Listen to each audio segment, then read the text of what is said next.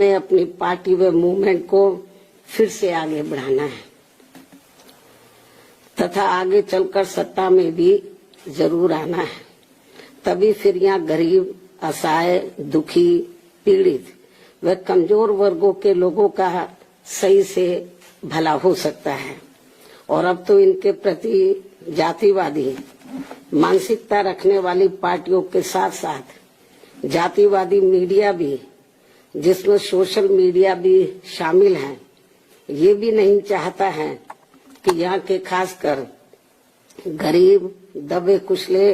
गरीब व लाचार लोग बाबा साहब की मूवमेंट के मुताबिक चलकर सत्ता की मास्टर चाबी खुद अपने हाथों में है और उसके लिए वे किसी भी हद तक गिरकर अपना गंदा व घिनौना आदि खेल खेलते रहते हैं। इसलिए यूपी का वर्तमान चुनाव परिणाम बीएसपी के करोड़ों लोगों की रात दिन की कड़ी तन मन धन की मेहनत का ये वाजिब फल कतई नहीं है। फिर भी बाबा साहब के अनुयायी पार्टी होने के नाते इस पार्टी के लोगों को अपनी हिम्मत कतई नहीं हारना है, बल्कि पत्थर काटकर रास्ता बनाने का अपना प्रयास व संघर्ष हर हाल में आजीवन जारी रखना है।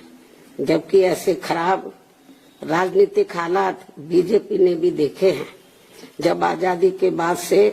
काफी लंबे समय तक देश में राज करने का मौका यहाँ की जनता ने इनको नहीं दिया, बल्कि यूपी में भी सन 2017 से पहले भाजपा की स्थिति यहाँ कोई खास अच्छी नहीं थी। और अब इसी प्रकार कांग्रेस पार्टी भी लगभग उसी हालत से गुजर रही है जिस खराब हालत से पहले भाजपा गुजर चुकी है। इसलिए कल आए चुनाव परिणाम आगे के लिए सबक, जिसके परिप्रेक्ष्य में यहाँ मैं ये कहना जरूरी समझती हूँ कि चुनाव में पूरे यूपी से मिले फीडबैक के मुताबिक जातिवादी मीडिया अपनी अनवरत गंदी साजिशों, प्रायोजित मैनेज किया हुआ मतलब सर्वे आदि कार्यक्रमों एवं लगातार नेगेटिव प्रचार के माध्यम से खासकर मुस्लिम समाज व भाजपा विरोधी हिंदू समाज के लोगों को भी गुमराह करने में ये प्रचारित करके काफी हद तक सफल साबित हुआ है कि बीएसपी भाजपा की बी टीम है तथा ये पार्टी सपा के मुकाबले में कम मजबूती से चुनाव लड़ रही है। ये खूब इन्होंने प्रचार किया, जबकि सच्चाई इसके विपरीत है, बिल्कुल उलट है, क्योंकि भाजपा से बसपा की लड़ाई राजनीतिक के साथ साथ सिद्धांतिक व चुनावी भी थी। लेकिन मीडिया द्वारा इस प्रकार के लगातार दुष्प्रचार आदि किए जाने के कारण भाजपा के अति आक्रामक मुस्लिम विरोधी चुनाव प्रचार से मुस्लिम समाज ने एक तरफा तौर पर सपा को ही अपना वोट दे दिया तथा इससे फिर बाकी भाजपा विरोधी हिंदू लोग भी बसपा में नहीं आए। और यदि ये सभी लोग इन अफवाहों का शिकार न हुए होते तो फिर यूपी का चुनाव परिणाम कतई भी ऐसा नहीं होता जैसा कि हुआ है। और अब समय बीत जाने के बाद ये लोग दोबारा से जरूर पछताएंगे। लेकिन इससे ये स्पष्ट है कि मुस्लिम समाज का वोट यदि दलित समाज के साथ मिल जाता, जैसा कि बंगाल के चुनाव में टीएमसी के साथ मिलकर भाजपा को धराशायी करने का चमत्कार परिणाम दिया था, तो फिर वैसे ही परिणाम यहाँ भी दोहराए जा सकते थे। साथ ही ये लोग हमेशा इस तथ्य को ऐन वक्त पर भूल जाते हैं कि केवल बीएसपी ही यूपी में भाजपा को सत्ता में आने से रोक सकती है, सपा नहीं। इनकी इसी गलत सोच का ही ये नतीजा है कि भाजपा फिर से सत्ता में वापस यहाँ आ गई है। और यदि यूपी में तिकोना संघर्ष हुआ होता, जिसकी पूरी संभावना भी थी, तो तब यहाँ यूपी के परिणाम बीएसपी की अपेक्षा के मुताबिक आते तथा फिर भाजपा को सत्ता में आने से रोक लिया जाता। अर्थात कुल मिलाकर मुस्लिम समाज बीएसपी के साथ तो लगा रहा, किंतु इनका पूरा वोट समाजवादी पार्टी की तरफ शिफ्ट कर गया और इनके इस गलत फैसले से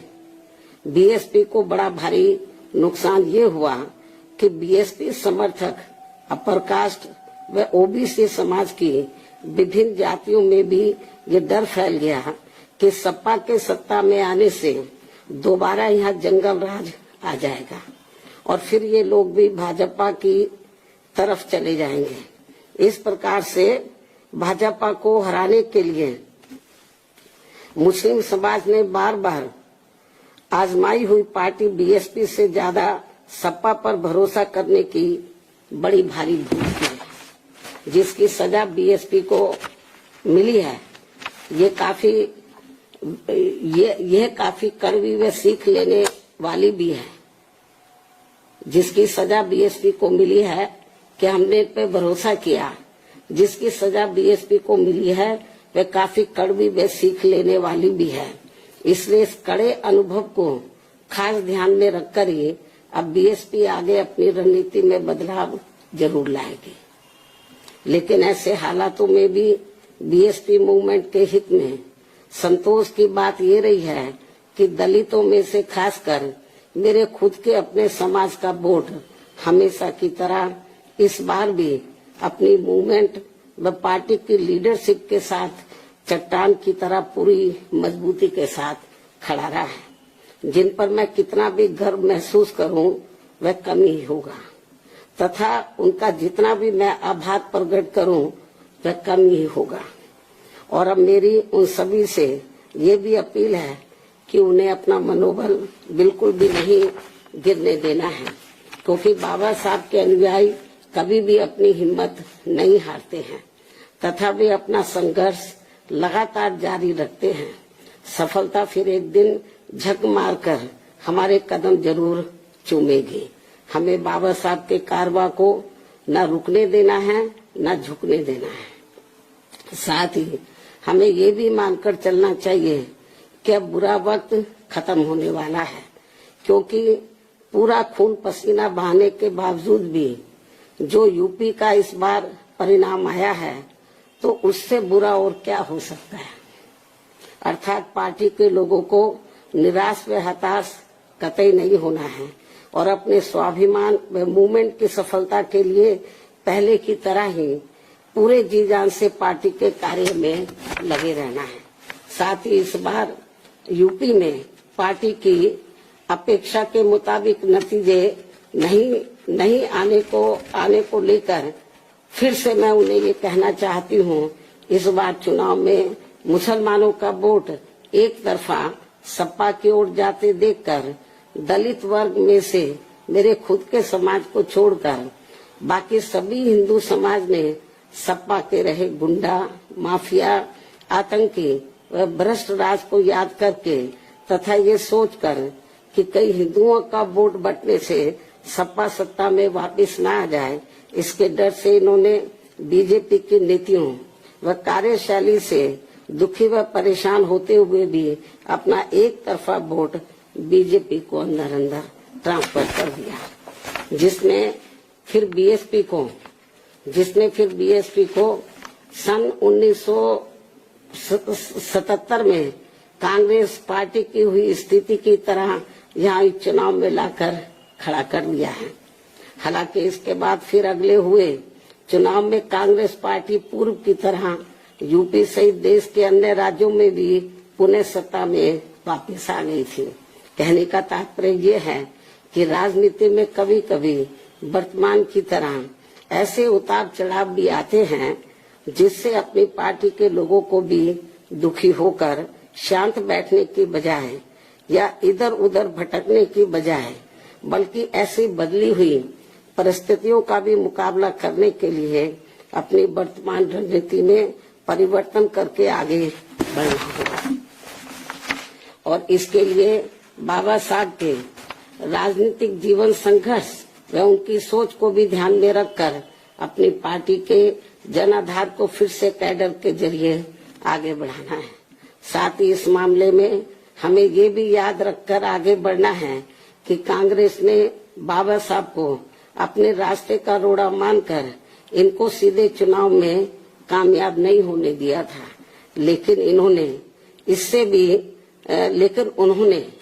इससे भी अपनी हिम्मत नहीं हारी थी और फिर यहाँ जातिवादी व्यवस्था के शिकार हुए लोगों को एकजुट व संगठित होकर उन्हें राजनीति में आगे आने की भी सलाह दी थी, ताकि फिर वे सत्ता के जरिए अपना खुद का विकास व उत्थान आदि कर सके, जैसा कि हमने यूपी में 4 बार करके दिखाया भी है। साथ ही उन्होंने उस समय कांग्रेस जैसे अन्य उन सभी जातिवादी पार्टियों से भी अलग रहने की भी सलाह दी थी, जिनकी जातिवादी सोच में कोई परिवर्तन नहीं आ रहा था।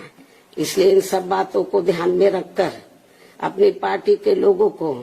फिर से यह अपनी पार्टी व मूवमेंट को आगे बढ़ाना है। इन्हीं जरूरी बातों के साथ ही अब मैं बीएसपी के सभी छोटे बड़े पदाधिकारियों, कार्यकर्ताओं एवं अनुयायियों के साथ साथ सब समाज के उन सभी लोगों का भी हृदय से आभार प्रकट करती हूँ, जिन्होंने बीएसपी को जिताने के लिए यहाँ रात दिन काफी कड़ी मेहनत की है तथा पूरे तन मन धन से भाजपा को हराने के लिए यहाँ लगे रहे हैं।